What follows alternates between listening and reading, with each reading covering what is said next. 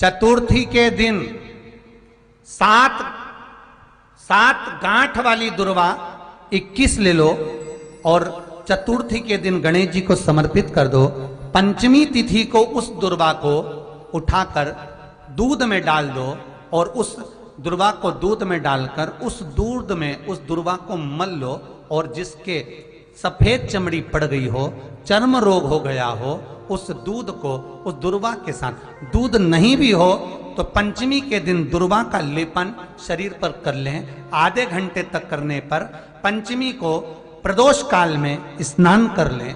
महाराज आपको चर्म रोग में आराम लग जाएगा, सफेद चमड़ी अपने असली रंग में आना प्रारंभ हो जाएगी। गणेश पुराण दुर्वा का मूल बता। महाराज 21 दुर्वा के 108 बंडल बना लो।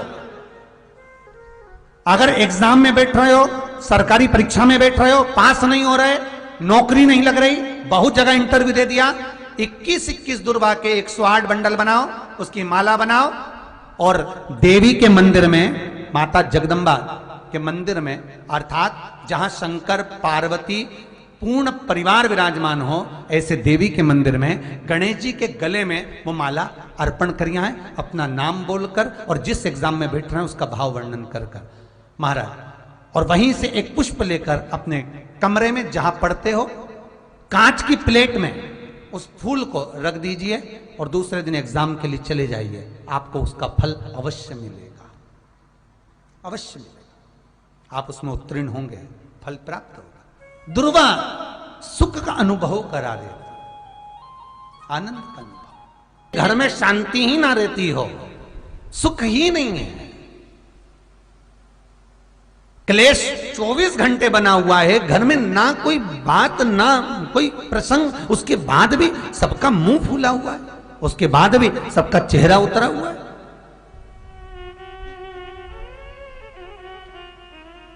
जिस घर में सुख और शांति ये दोनों चीजें नहीं हैं, वो निवेदन है लाल वस्त्र में लाल फूल रखकर उसमें थोड़ा धना, धना जानते हो, वो खड़ा धना आता है, धना पाउडर नहीं, धना, हरा धना, और 5 गोल सुपारी, जो गोल सुपारी होती है पूजन वाली सुपारी, 5 पूजन वाली सुपारी, 5 बेलपत्र इस लाल वस्त्र में रखकर घर के मध्य भाग में पूरे घर का केंद्र बिंदु मिला लो, पूरे घर का नाभि कोण मिला लो, पूरे घर का नाभि स्थल, मध्य स्थल मिलाकर वहां पटे पर रखकर कुंकू चावल से पूजन कर कर उस पर 3 बार पानी को फेर कर भगवान श्री गणेश जी महाराज के मंदिर में बिना बोले जो रख कर आ जाता है, उसके घर में कभी क्लेश नहीं होता, सुख और शांति ये दोनों प्रवेश कर जाती है। भगवान शंकर का शिवलिंग बेलपत्री के पेड़ के नीचे बनाना, साथ में गोबर के विनायक बनाना, गोबर का गणेश, और गोबर का गणेश बनाकर एक छोटी सी पिंडी जैसी माता जगदम्बा के लिए एक ढेली रख देना, गोबर की, महाराज मिट्टी या गोबर की। इन तीनों स्वरूप का पूजन आप करना बड़े प्रेम से, चंदन चंदन आदि अक्षत पुष्प समर्पित कर कर, कच्चा दूध तीनों पर चढ़ाना, दही तीनों पर चढ़ाना, शहद तीनों पर चढ़ाना, घी तीनों पर चढ़ाना, शक्कर तीनों पर चढ़ाना, पूजन कर कर एक इतना बड़ा लाल वस्त्र, लाल वस्त्र, उस लाल वस्त्र पर अपने हाथ के छापे बनाकर कामना कर कर कि हम पति पत्नी में कभी झगड़ा ना हो, प्रेम बढ़े, क्लेश ना हो, आनंद बढ़े, छापे लगाकर उस वस्त्र से उन मूर्तियों को ढाक देना, पूजन कर कर घी का दिया लगाकर ढाक दीजिए। 108 चावल के दाने लेकर एक एक चावल का दाना अपनी कामना कर कर उस वस्त्र पर डाल दीजिए। वस्त्र का चावल अपने ऊपर बाद में छिड़क लीजिए। मूर्तियों का पूजन कर फिर वापस पूजन कर कर विसर्जन कर दीजिए। अगर अदालत में केस भी चल रहा होगा तलाक तक का, तो भी प्रेम बढ़ सकता है और आपका जीवन सुखमय हो सकता है, आनंदित हो सकता है। कोई पैसे नहीं दे रहा, अवश्य करें।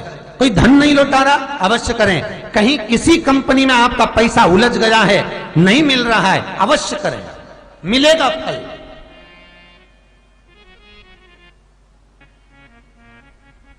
लाखों रुपए डूब रहे हैं, एक बार करने में क्या जाता है, निकल आएगा पैसा। कामना कर कर है दुर्वा। क्या प्रियता है? दुर्वा। कितनी दुर्वा गणेश जी को समर्पित करी जाती है? मात्र 5। कितनी? आज के जमाने में लोग गट्ठा बनाकर चढ़ा दें, वो अपनी जगह पर है। 5 दुर्वा पंचम इंद्रियों को वश में करने के लिए और भगवान के 5 जो स्वरूप हैं उनको अपने भीतर उतारने के लिए 5 दुर्वा। और दुर्वा में भी 3 गांठ। जब दुर्वा समर्पित करी जाती है तो उसमें नीचे दुर्वा की डंडी पर गांठ रहती है, 3 छोटी छोटी गांठें होना चाहिए। कितनी गांठ?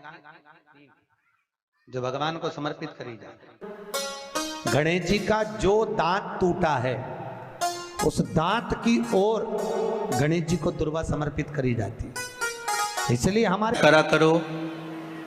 अगर घर में संपदा लक्ष्मी नहीं आ रही हो, व्यापार व्यवसाय नहीं चल रहा हो, नौकरी सर्विस नहीं मिल रही हो, बहुत तकलीफ हो, 7 बेलपत्री केसर को घिसकर चंदन बनाकर बेलपत्री पर बीच वाली पत्ती पर ओम लिखना है। दोनों पत्तियों पर भी एक आद्यशक्ति जगदम्बा के नाम की केसर की बिंदी लगाना है, दूसरे में श्री गणेश रिद्धि सिद्धि के नाम की बिंदी लगाना है। शिव जी पर समर्पित करते जाना, शंकर को चढ़ाते जा। हमने कहा गणेश जी फ्री रहने का केवल एक समय होता है, एक टाइम होता है, एक पल होता है, एक घड़ी होती है कि गणेश जी महाराज हमारे घर में आ गए।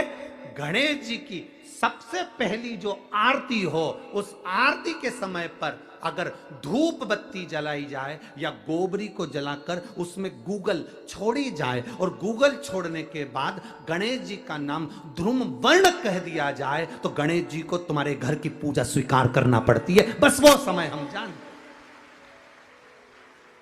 हम तो बस उतना जानते हैं कि शिव महापुराण में लिखा और मुद्गल पुराण में लिखा, गणेश पुराण में लिखा, गणेश जी का एक नाम होता है ध्रुम वर्ण। क्या नाम है? ध्रुम वर्ण गणेश जी का एक नाम होता है। जब हम धूप जलाकर और धूप लगाने के बाद में गणेश जी की सबसे पहली आरती करने के पहले अगर हम सबसे पहली आरती गणेश जी की कर रहे हो, अपने घर में स्थापना कर रहे हो, बिठा रहे हो, और तुम चाहते हो कि गणेश जी मेरे घर में आके मेरी पूजा को स्वीकार करें और जो मांगू मेरा गणेश मुझे दे 10 दिन के अंदर, तो पहला नाम लेकर पुकार लेना ध्रुम वर्ण विनायक, बैठो, बस काम हो गया। वो फ्री होकर आता है, वो बैठता है अलमस्तता में। मुझे जल में विसर्जन करेगा, मेरा ताप तो मिटेगा ही, साथ में जो मुझे जल में विसर्जन करेगा उसके जीवन के भी ताप को मैं मिटा दूंगा। जहां गणेश जी बिठाओ, गणेश जी के आसपास में कम से कम एक हल्दी की और एक कुंकू की 2 बिंदी अवश्य लगाना चाहिए, रिद्धि और सिद्धि के भाव से। कारण क्या होता है कि जब हम गणेश जी का विसर्जन करते हैं तब हमारे घर में से रिद्धि सिद्धि नहीं जाना चाहिए। जब हम गणेश जी का विसर्जन करें तो वो जो 2 बिंदी हमने हल्दी और कुंकू की लगाई है वो रिद्धि सिद्धि के रूप में हमारे घर में रहना चाहिए। कि बहू हमारे घर में, बेटा भले कहीं पर भी जाए घूम फिर कर वापिस आएगा, बेटा भले जाए फिर आ जाएगा, कोई कार्य से गया होगा, कोई कारण से गया होगा, तो गणेश जी बिठाने वालों को ये स्मरण होना चाहिए कि गणेश जी का विसर्जन हो, पर रिद्धि सिद्धि का विसर्जन। दो बिंदी जहां गणेश जी बिठाए उस दीवार पर हल्दी और कुंकू की लगा दीजिए कि रिद्धि सिद्धि हमारे घर में। गणेश जी वहां से उड़ भी गए, गणेश जी वहां से चले भी गए, गणेश जी वहां से विसर्जन भी हो गए, तो रिद्धि सिद्धि हमारे घर में, क्योंकि बहू का घर में होना जरूरी है, रिद्धि सिद्धि का घर में होना जरूरी है।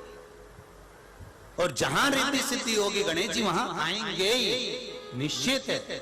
रिद्धि सिद्धि का होना जरूरी है। घर में अपने जहां गणेश जी बैठे वहां पर दो बिंदी, एक हल्दी की एक कुंकू की, दो बिंदी ये भाव से लगाए। अगर बिंदी नहीं लगाना है तो दो स्वस्तिक बनाए, दो स्वस्तिक बनाए, वो भी रिद्धि सिद्धि का था। हिंदू धर्म में दो तरह के गणेश जी का प्रमाण कहा जाता है, एक राइट सूंड के गणेश, एक लेफ्ट सूंड के गणेश। राइट सूंड का जो गणेश होता है वो घर में रखा जाता है, और लेफ्ट सूंड का जो गणेश होता है वो अपने ऑफिस में, व्यापार की जगह पर, दुकान में, धंधे में, पानी में, सर्विस में, नौकरी में लेफ्ट सूंड का गणेश रखा जाता है। जिसकी दुकान, व्यापार, व्यवसाय में अगर राइट सूंड का गणेश रखा जाता है तो लक्ष्मी आती है पर टिकती नहीं है। इसलिए घर में सीधी सूंड का गणेश, और दुकान, व्यापार, व्यवसाय में, ऑफिस में उल्टी सूंड का, दो गणेश। तो इसका मतलब ये थोड़ी ना कि तुम्हारे घर में गणेश जी बैठा तो तुम उठा के बदल लिया यहाँ कहीं। तो गणेश जी की दो धर्म पत्नियां, वैसे तो गणेश जी की कुल मिला के 5 पत्नी। कितनी है? गणेश जी की 5 पत्नी। पहली श्री, दूसरी तुष्टि, तीसरी पुष्टि, चौथी रिद्धि और 5वीं सिद्धि। ये व्यक्ति के नाम के आगे जो लिखा रहता है ना श्रीमान, ये श्री संबोधन कहाँ से आया? और एक पीछे लिखते हैं, जैसे नाम के आगे लिखते हैं श्री और पीछे लगाते हैं जा में ई की मात्रा जी। लिखते हैं कि इधर नहीं लिखते? लिखते हैं श्रीमान अग्नि प्रसाद जी, श्रीमान बद्री प्रसाद जी, श्रीमान हरीश प्रसाद जी। तो श्री आगे क्यों आया और जी पीछे क्यों आया? कौन ने लगाया? किस लिए लगाया? कौन ने बताया कि आगे श्री लिखो? किसी के नाम के आगे जी लिख दे, पीछे श्री लिख दे, मर्जी अपनी, अपन कुछ भी लिख सकते हैं। पर किसने कहा कि आगे श्री लिखो? क्योंकि गणेश जी महाराज जब विवाह करने जा रहे थे और गणेश जी की जब बारात जा रही थी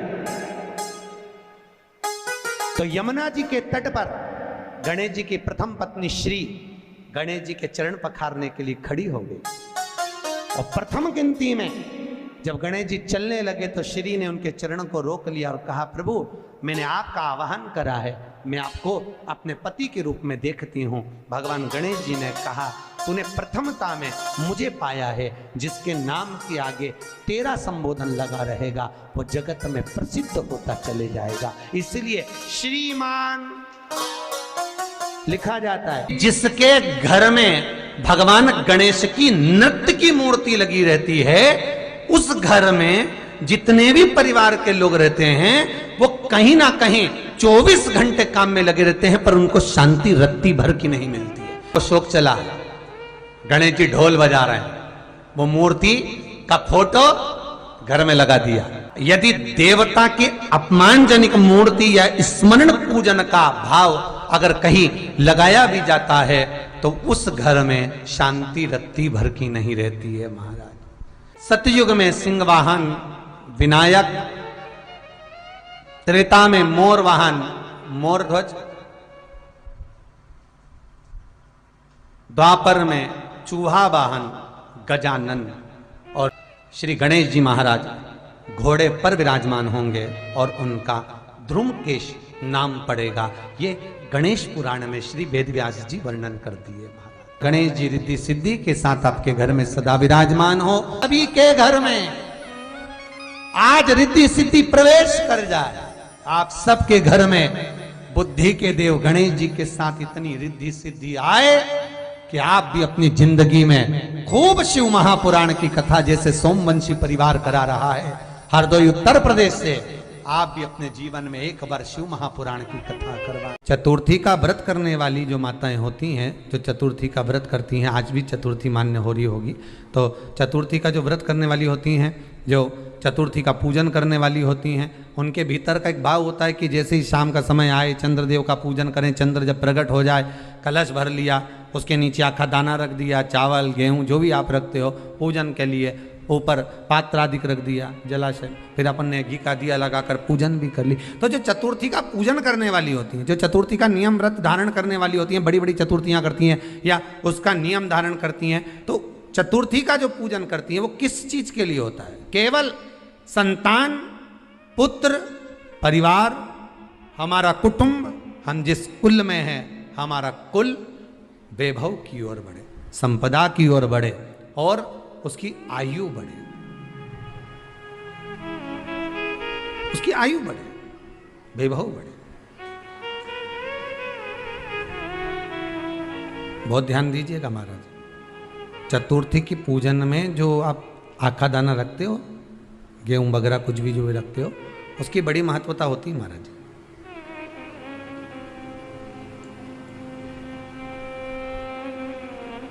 यहां तक कहा गया है, चतुर्थी की कथा तो आप लोग पढ़ते होंगे, जो लोग पढ़ते हैं उनको मालूम होगा, चतुर्थी की कथा में लिखा है,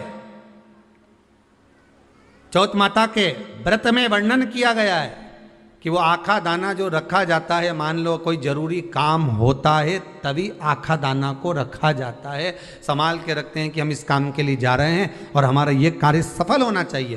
तो जिसने चतुर्थी का व्रत करा है, जिसने चंद्रदेव का पूजन करा, चतुर्थी का व्रत करा, वो गणेश जी से विनती करके वहां से 2-4 आखा दाना उठा ले, और जो व्यक्ति का काम अटक रहा है अपने ही घर का, पर दूसरे कुल को नहीं देना, अपने ही कुल के अंतर्गत जो काम अटक रहा है उसकी जेब में, उसके पल्लू में उस चीज को रख दिया जाए। तो चतुर्थी जो अगली आती है, जैसे आप महीने की करते हो तो महीने की, और आप जैसे करते हो कि 4 अलग बड़ी बड़ी चतुर्थी करते हो, तो उसके अनुसार आपका कार्य सिद्ध होता ही है। उस आखे दाने का इतना महत्व होता है क्योंकि चतुर्थी का व्रत करने वाली माता जब व्रत करती है तो स्वयं चतुर्थी की कथा में लिखा हुआ है कि पार्वती जी गणेश जी से चतुर्थी की कथा बचवाती। चतुर्थी की कथा बाची किसने थी? स्वयं गणेश जी महाराज ने। और सुनी किसने थी? माता पार्वती। बाचने वाले गणेश जी थे, सुनने वाली माता पार्वती थी। तो चतुर्थी की कथा जब होती है तो उसको स्वयं गणेश जी बाच रहे हैं, तो व्रत कौन सुन रही है? माता पार्वती। और आपने जो आखा दाना लिया वो गणेश जी के भाव से लिया, गणेश जी से निवेदन करके, विनय करके, प्रार्थना कर कर उसको प्राप्त किया, आपने उसको लिया।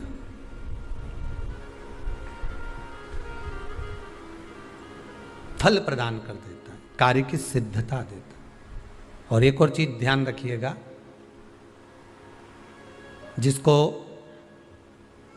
पथरी की बीमारी हो या किडनी लीवर में कोई तकलीफ उत्पन्न हो जाती है, डायलिसिस चल रहा हो या डॉक्टर बोल रहे हो कि चेंज करना पड़ेगा, तो उसके पहले कोई सी भी 4 चतुर्थी, कोई सी भी 4 चतुर्थी, सफेद दुर्वा, जब गणेश शिव महापुराण की कथा बाची थी पिछले वर्ष की, शायद हमारे चैनल पर डली होगी, आप जब जाएंगे तो उसमें प्राप्त होगा।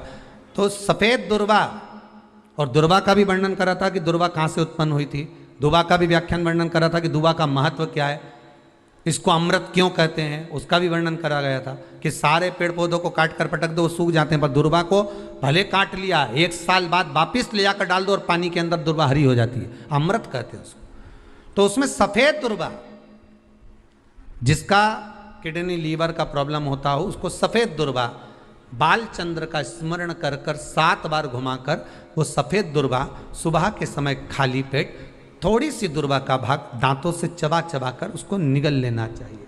पथरी होती है तो 15 से 20 दिन में वो बाहर निकल जाती है, किस मार्ग से निकले, यूरिन आदि के माध्यम से वो बाहर हो जाती है। और अगर किडनी लीवर की प्रॉब्लम होती है, डायलिसिस चल रहा होता है, तो उसमें भी आपको सुख की प्राप्ति होती है। हफ्ते में अगर 2 डायलिसिस हो रहे हैं तो हो सकता है बाबा चाहेगा विश्वनाथ तो 1 कर देगा, धीरे धीरे उसको फिर 4 चतुर्थी कर लीजिए।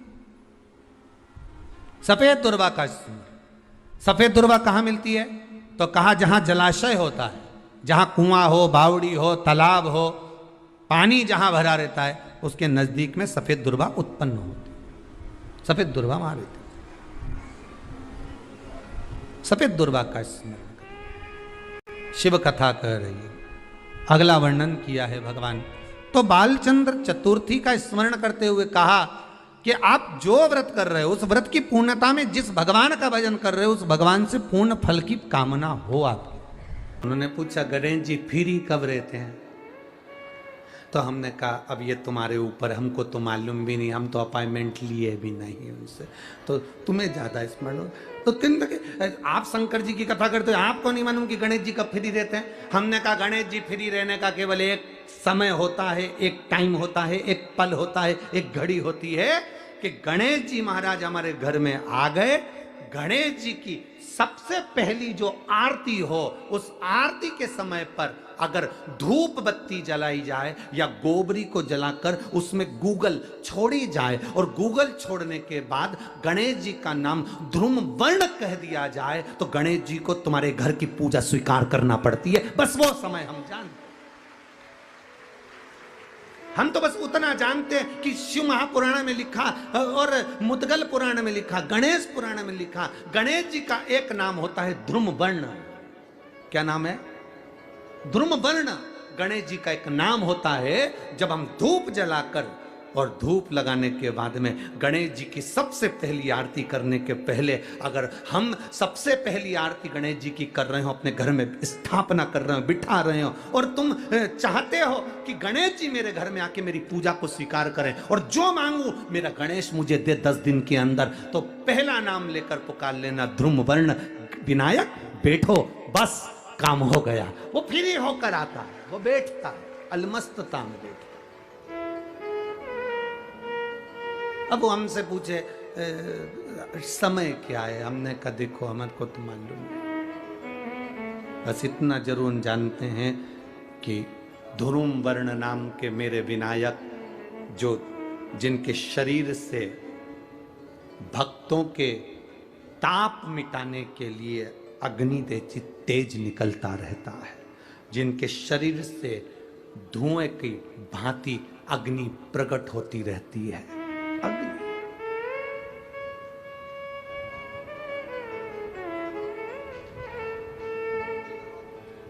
हम तो उनको पहचानते हैं जो दुनिया के ताप मिटाने के लिए प्रगटा। उनके शरीर से अग्नि धुआं तेज पुंज प्रकट हुआ। वो ध्रुम वर्ण विनायक साधारण, उसका केवल नाम उच्चारण कर कर भी अगर विराजित किया जाए, वो आया स्वीकार करेगा। 10 आप अभी तक बिठा लेते थे, सिद्धि विनायक आओ, मयूरेश्वर आओ, भगवान को बल्लेश्वर पधारो, आपने बुलाया, आया, वो बैठा, वो ऐसा नहीं कि नहीं बैठा, पर हमें समय का भान नहीं हो पाया। हम किस समय पर भगवान को रिझाएं? परमात्मा को रिझाने का कोई समय होता है? भगवान को तो जब तुम्हारी मर्जी पड़ जाए, जब तुम्हारा दिल कर जाए, तब मेरे भगवान को रिझाने का प्रयास करो, वो तुम्हारे करीब में आकर बैठ जाएगा। जब तुम्हारा मन पड़े, जब तुम्हारी मर्जी पड़े। दुर्वा बढ़ती है, और दुर्वा का एक बहुत सुंदर गुण है महाराज, बहुत सुंदर गुण है दुर्वा का। जहां पर उसके भीतर गांठ आती है ना, वहां से 2 रास्ते बना देती है। बोलो बनाती कि नहीं बनाती? कभी दुर्वा देखी होगी आपने।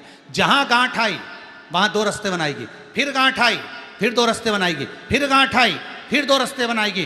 दुर्वा का क्रम ऐसा है कि हम भगवान को दुर्वा क्यों देते हैं, उसका कारण यह है कि मान लो, हे परमात्मा, हे शंभु, हे गणेश, हे प्रभु नारायण, अगर मान लो मेरा एक रास्ता चलते चलते गांठ पड़ जाए, एक रास्ता मेरा बंद हो जाए, तो वहां से मेरे दूसरे रास्ते खोल देना। इसलिए दुर्वा भगवान को समर्पित करी जाती है। दुर्वा को समर्पित करने का क्रम ही यही है कि मेरे मार्ग खुल जाए, मेरी राह खुल जाए, मेरा मार्ग चारों तरफ खुलता चले। दुर्वा नीचे की ओर चलते चलते मार्ग खोलती चली जाती है।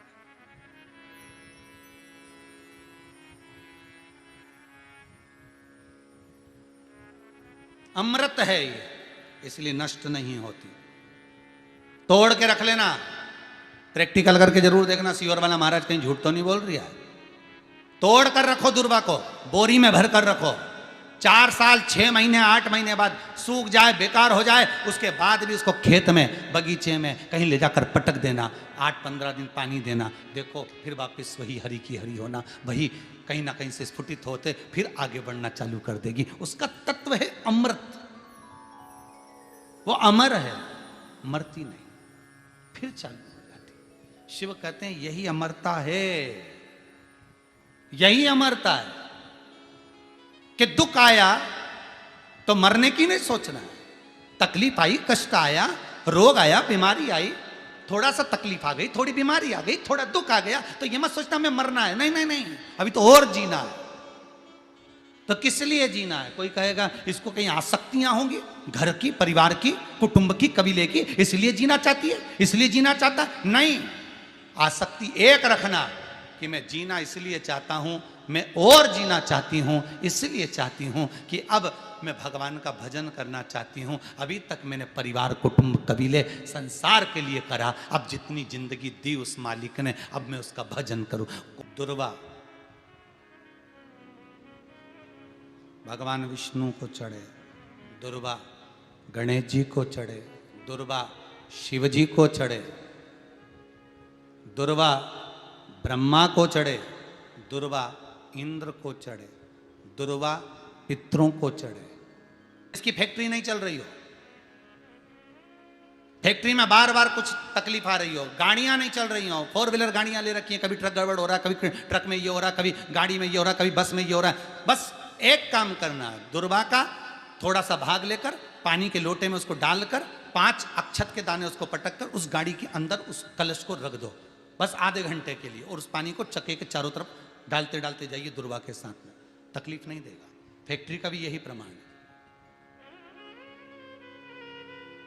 दुर्वा में वो अमृत तत्व छुपा है जिसका सुख आनंद दे जाता है, आनंद। शिव पुराण कह रही है महाराज, दुर्वा का एक नाम और है, उसका नाम है अमृत जन्मा। क्या नाम है? अमृत जन्म।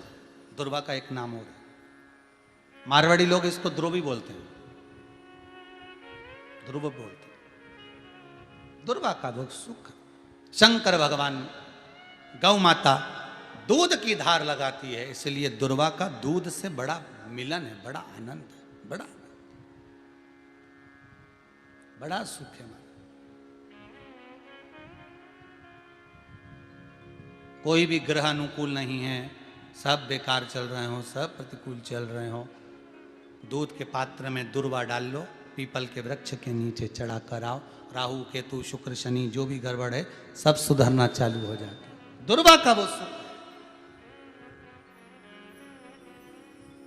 जिस नदी में स्नान करो,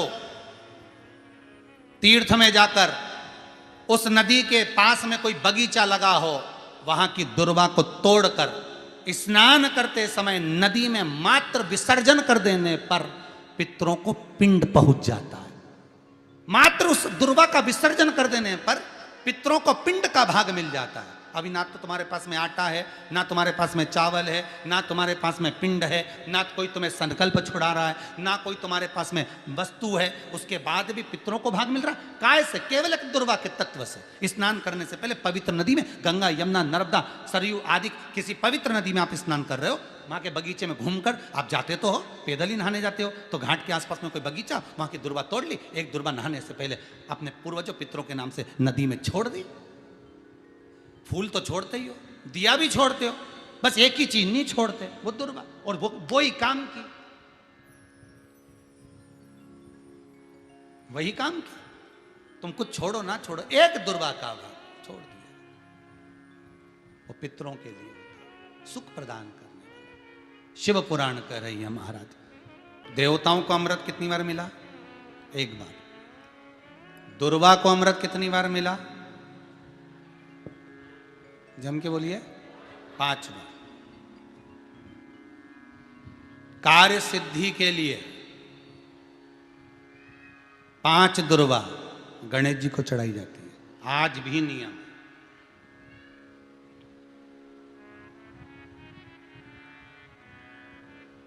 कभी आपको मौका मिला हो और आपने रावण संहिता पढ़ी हो। कौन सी संहिता? रावण संहिता। क्योंकि रावण शिव का उपासक था, भजन करने वाला था। शिव तांडव स्तोत्र आज भी लोग रावण का एक आनंद में पढ़ते। तो शिव का उपासक है रावण, शंकर का उपासक। विद्वान भी था, ज्ञानवान भी था। वो तो देवता के हाथ से मरना था उसको, इसलिए उसने मांगा ही यही था। जो मांगा वो मिला। तो रावण संहिता अगर किसी ने पढ़ी हो तो उसको मालूम होगा, रावण संहिता में 4 तरह के तिलक का महत्व बताया। कितने तिलक?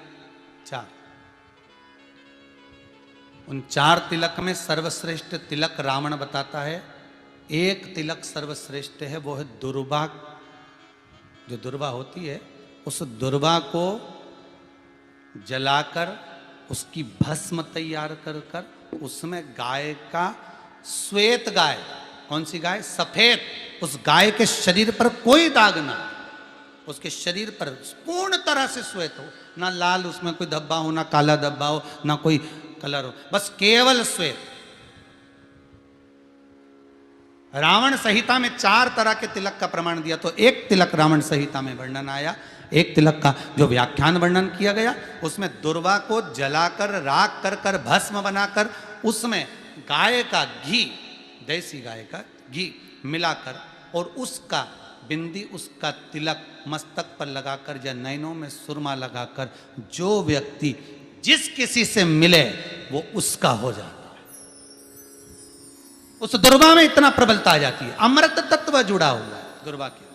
रावण संहिता में 4 तिलक बताएं, उसमें से सबसे 4 तिलक में अलग अलग, एक बेलपत्री की जड़ का तिलक है, एक आंकड़े की जड़ का तिलक है। रावण संहिता में 4 तिलकों का वर्णन है, उसमें मुख्य है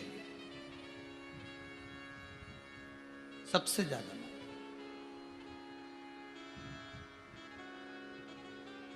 हम तो कहेंगे, अगर मान लो वैसे तो नौकरी करने जाओ, सर्विस करने जाओ तो आंख में काजल लगा कर जा नहीं सकते, नहीं तो लोग ही कह देंगे कहाँ से आया है। मालूम पड़े तुम नौकरी के लिए इंटरव्यू देने जाओ और आंखों में काजल लगा के चले जाओ, तो फिर भी एक प्रयास करना, फिर भी एक प्रयास करना। उस दुर्वा का जो काजल बनाओ, मूछे हो, दाढ़ी हो, कहीं कहीं पर भी उसकी एक बिंदी लगा कर चले जाओ, वो असर करेगी और आपको वो जॉब मिल ही जाएगा, ये पक्का है। उसमें आकर्षण होता है। दुर्वा आकर्षण का केंद्र करती है। आपको कभी आपके नयनों में दर्द हो रहा हो, जलन हो रही हो, तो आप दुर्वा, हरी भरी जहाँ दुर्वा हो वहां थोड़ी देर चलने का प्रयास करिएगा, आपके नेत्रों का विकार समाप्त हो जाएगा। दुर्वा में वो एक सुख है, वो अमृत छुपा हुआ, और एक बार का अमृत नहीं, 5 बार का अमृत दुर्वा के अंतर्गत।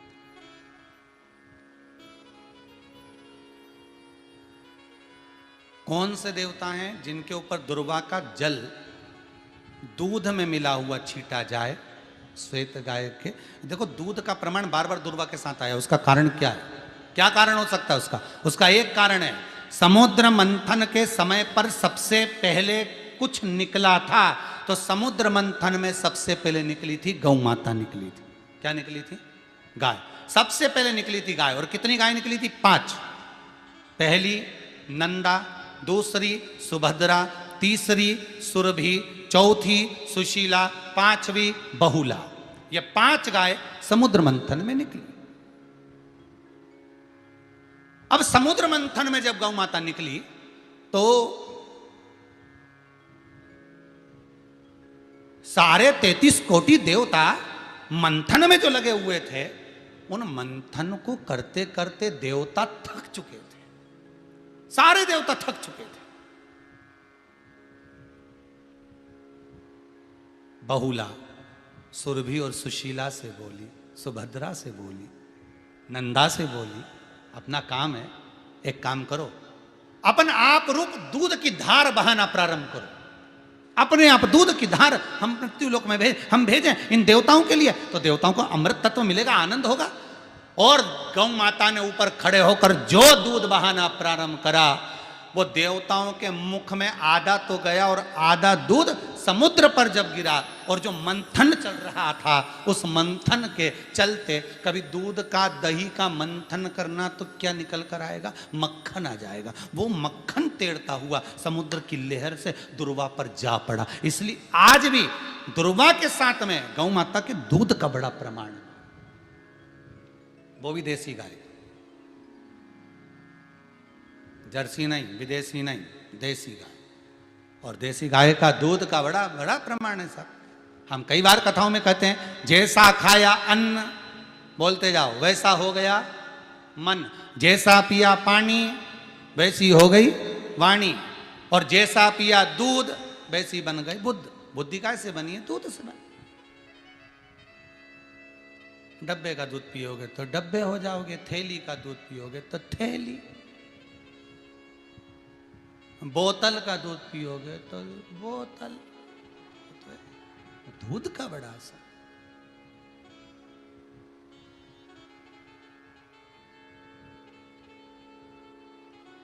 गौ माता के दूध का पान। कहा एक पात्र में जल और दूध ले लीजिए, शुक्रवार का दिन। तो कहोगे गुरुजी ये कथा कहाँ से निकाल के लाए हो? तो विष्णु पुराण में से आप उसको स्मरण कर सकते हो। काय में से? विष्णु पुराण में से।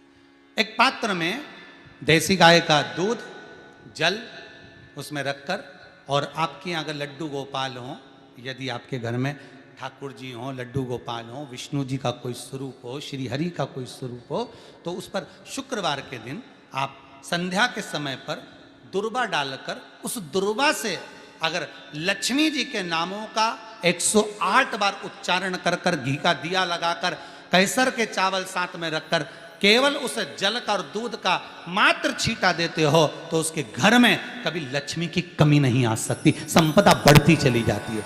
108 बार लक्ष्मी के नाम का मात्र उच्चारण कर लेने पर, भगवान विष्णु के चरणारविंद पर, भगवान विष्णु के चरणों पर केवल उस दुर्वा का, जल का, दूध का सींचन कर देने से भी लक्ष्मी की वृद्धि होती, लक्ष्मी देती।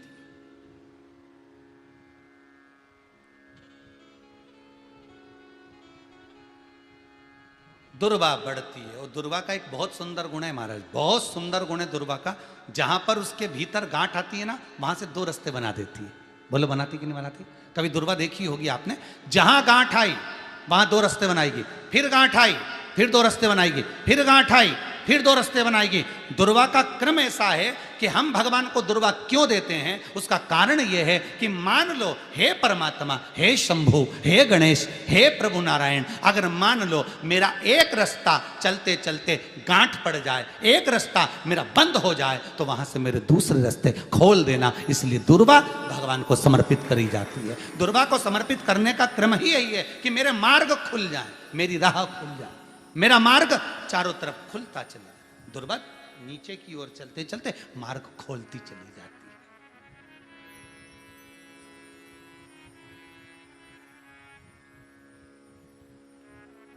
अमृत है ये, इसलिए नष्ट नहीं होती। तोड़ के रख लेना, प्रैक्टिकल करके जरूर देखना, सियोर वाला महाराज कहीं झूठ तो नहीं बोल रही है। तोड़ कर रखो दुर्वा को, बोरी में भर कर रखो, 4 साल 6 महीने 8 महीने बाद सूख जाए, बेकार हो जाए, उसके बाद भी उसको खेत में, बगीचे में कहीं ले जाकर पटक देना, 8-15 दिन पानी देना, देखो फिर वापस वही हरी की हरी होना, वही कहीं ना कहीं से स्फुटित होते फिर आगे बढ़ना चालू कर देगी। उसका तत्व है अमृत, वो अमर है, मरती नहीं, फिर चालू हो जाती। शिव कहते हैं यही अमरता है, यही अमरता है कि दुख आया तो मरने की नहीं सोचना है। तकलीफ आई, कष्ट आया, रोग आया, बीमारी आई, थोड़ा सा तकलीफ आ गई, थोड़ी बीमारी आ गई, थोड़ा दुख आ गया, तो ये मत सोचना मैं मरना है, नहीं नहीं नहीं, अभी तो और जीना है। आया दरवाजे तक रोग, आया दरवाजे तक बीमारी, आया दुख दरवाजे तक, दुख क्यों ना आएगा? हमारे पूर्व का कर्म है तो दुख तो मिलना ही है। कोई महाराज जी तुमसे कह दे कि तुम्हें दुख ही नहीं आएगा, मैं बैठा हूं, तो महाराज जी से कहते ना तुम्हारे चरण कहां, मैं बता दो, क्योंकि दुख तो आएगा। जैसी करनी वैसी कर नहीं। जो पूर्व में कर कर आए हो, भले आज तुम किसी को दुख नहीं दे रहे, भले आज तुम किसी को तकलीफ नहीं दे रहे, पर पूर्व का कर कर आए हो वो तो भोगना पड़ेगा। दो कारणों से मनुष्य का शरीर मिलता है, एक कर्म का भोग भोगने के लिए, दूसरा भगवान का भजन करने के लिए। भजन भी करो और दुख भी भोगो। जो मिला है किस्मत में, बड़े प्रेम से मिला, ना जाने क्यों मिला इतना दुख, उसका कारण होगा। वो कारण को ढूंढना बाद में, अपने को ढूंढने की जरूरत भी क्या, अपन तो भजन करो, भजन करोगे तो दुख कटेगा। मंदिर जाने से दुख नहीं कट रहा, दुख कैसे कट रहा है? मंत्र जपने से, नाम जपने से, राम कहने से, कृष्ण कहने से, शिव कहने से, भवानी कहने से। मंत्र जितना जपोगे उतना दुख कटता चले जाएगा, उतना दुख कटेगा।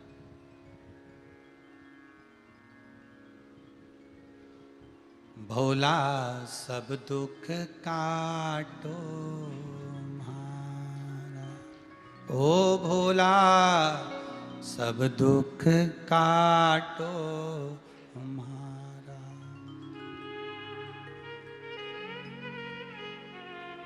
शिव शंकर जपूं तेरी माला, भोला